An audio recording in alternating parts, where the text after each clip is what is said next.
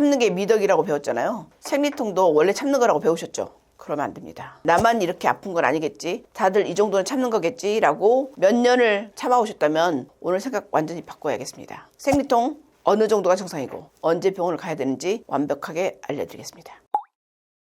일단 생리가 시작되면 자궁이 수축하면서 자궁내막을 바깥으로 이렇게 탈락시키거든요. 이때 뭐가 분비되냐면 프로스타글란딘이라는 물질이 분비가 돼요.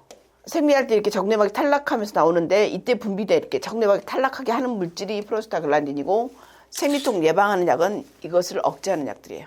프로스타글란딘이 많을수록 자궁 수축이 강해지면서 통증이 심해지고 이게 생리통의 기본 원리입니다. 우리가 이제 생리통이 오면 산부인과에서 두 가지를 나눠요. 원발성과 속발성. 원발성은 원래 특별한 질환 없이 그냥 생기는 생리통이에요. 그냥 프로스타글란딘이 많이 분비돼서 생기는 거고 되게 20대 시작되거든요. 그리고 나이가 들거나 아기를 낳으면 완화가 돼요. 근데 이제 속발성이 문제인데 속발성은 무슨 질환이 있는 거예요. 그러니까 예를 들어 자궁내막증, 자궁근종 같은 어떤 질환이 원인이어서 생기는 생리통이에요. 그리고 이거는 나이가 들수록 심해져요. 반드시 치료가 필요해요.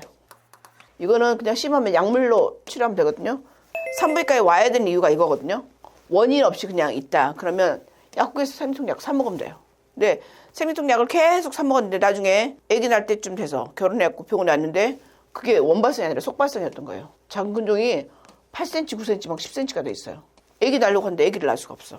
그래갖고 이때쯤 막 난리가 나는 경우가 제 주위에도 간간히 있어요. 이 생리통이 나 원래 생리통 있는 여자야. 나 오래됐어. 5년, 10년 됐어. 이렇게 생각하다가 나중에 보니까 원인이 있었고 자궁에 생기는 근종은 아기 집에 생기는 거잖아요. 생리통이 있을 때 산부인과에 와야 되는 이유가 본인은 원발성이라고 생각하지만 산부인과에서 와보니까 속발성인 거예요. 근종이나 성근증이 있는 거죠. 20대 이후부터 2년에 한 번씩 국가에서 건강검진 하라고 하잖아요. 그럴 때라도 초음파를 보면 이게 속발성 원인이면 문제를 해결할 수가 있고 가임기 때 애를 낳을 때까지 자궁을 잘 건강하게 유지할 수 있기 때문에 반드시 생리통은 이 속발성을 룰아웃 하기 위해서 산부인과에서 초음파로 검사를 하는 게 좋습니다. 산부인과 의사가 아닌 사람들이 정상 생리통이 어느 정도냐 아는 게 중요하고 오늘 강의를 제가 만든 이유 중에 하나고 제 지인 중에도 굉장히 똑똑한 여성인데 결혼하고 애 낳으려고 하니까 근종이 9cm였던 경우가 있었거든요. 그러니까 생리통이 있었던 거죠. 근데 자기는 정상적인 생리통이라고 생각한 거예요. 정상 범위는 1. 생리 시작 하루 이틀 전부터 아랫배가 묵직하게 당기는 느낌이 든다. 묵직 약간. 두 번째 생리 첫날 아랫배 통증이 있는데 진통제 한 알로 해결이 된다. 세 번째 허리가 뻐근하고 다리가 약간 무겁다.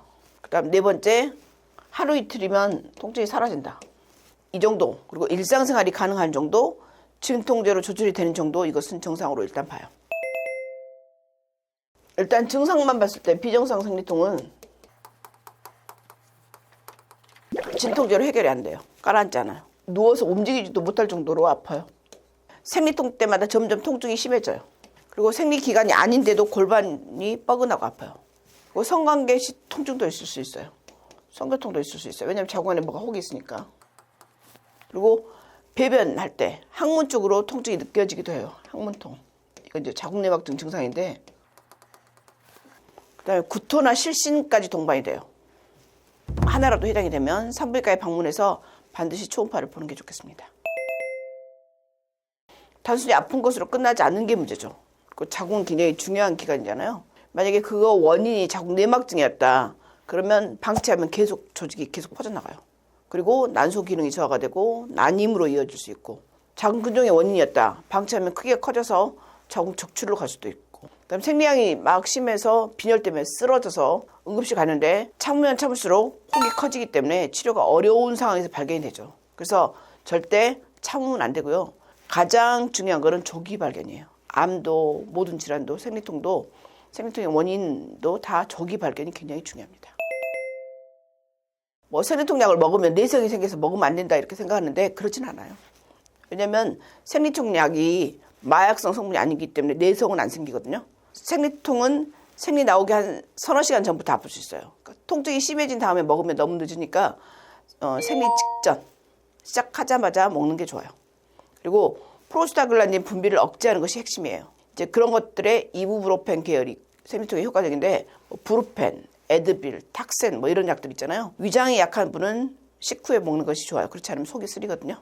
그리고 진통제를 먹어도 효과가 없다. 그리고 진통제 양이 늘어난다. 이것은 병원을 가야 하는 신호예요. 우리가 이제 배가 이렇게 있다고 봐요.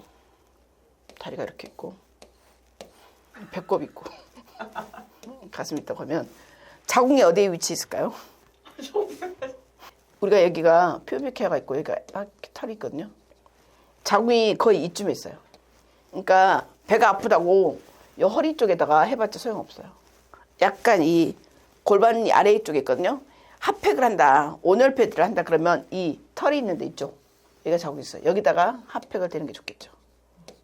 그리고 따뜻하게 하면 자궁 혈류가 개선되면서 통증이 줄어들거든요. 뭐 무릎을 가슴 쪽으로 당기거나 근육이 좀 이완되면 좀 덜 아프다고 느낄 수 있고, 따뜻한 물을 마셔서 혈액 순환의 개선이 되는 것도 도움이 되고, 그다음 이제 카페인이 약간 생리통을 늘린다는 말이 있기 때문에 뭐 커피나 에너지 음료는 혈관을 수축시킨다고 하거든요. 카페인 좀 줄이는 것도 도움이 되고, 진통제를 먹어도 통증이 전혀 줄지 않는다. 두 번째, 생리 때마다 통증이 점점 심해진다. 세 번째, 생리기간 외에도 골반 통증이 있다. 네 번째, 생리량이 갑자기 많아졌다. 다섯 번째, 혈전이나 핏덩어리가 많이 나온다. 여섯 번째, 성관계나 또는 배변 시 통증이 있다. 일곱 번째, 생리통으로 일상생활이 불가능하다. 이럴 때는 반드시 산부인과에 오셔야 합니다. 생리통을 뭐 참는 분들이 많아요.